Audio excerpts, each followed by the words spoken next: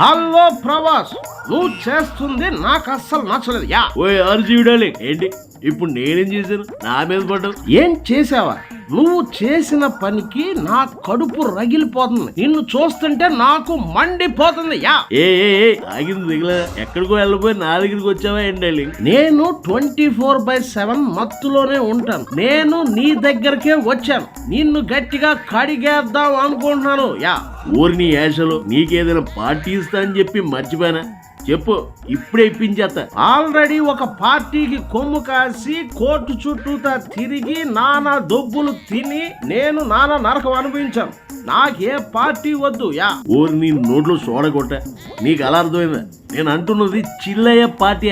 నీతో విషయం తేల్చుకున్నాక అది ఎలాగూ పుచ్చుకునే పోతాను. నువ్వు చేసిన పనికి రెబల్ ఫ్యాన్స్ కూడా బాధపడుతున్నారు. యా ఇదిగో ఆర్జీవే, నువ్వు డైరెక్ట్ గా మ్యాటర్ చెప్పకపోతే నిన్ను ఇప్పుడే ఎత్తి బల్లాల దేవుడు బల్లపై పడేస్తాడు. పిండి పిప్పి చేసేస్తాడు. సూటిగా సిక్కు లేకుండా చెప్పు మ్యాటర్ ఏంటో. ఛాంపియన్ సినిమాకి ఇండస్ట్రీ అంతా ట్యాగులు చేసి మరీ పబ్లిసిటీ చేస్తున్నారు. అవునా కాదా? అవును.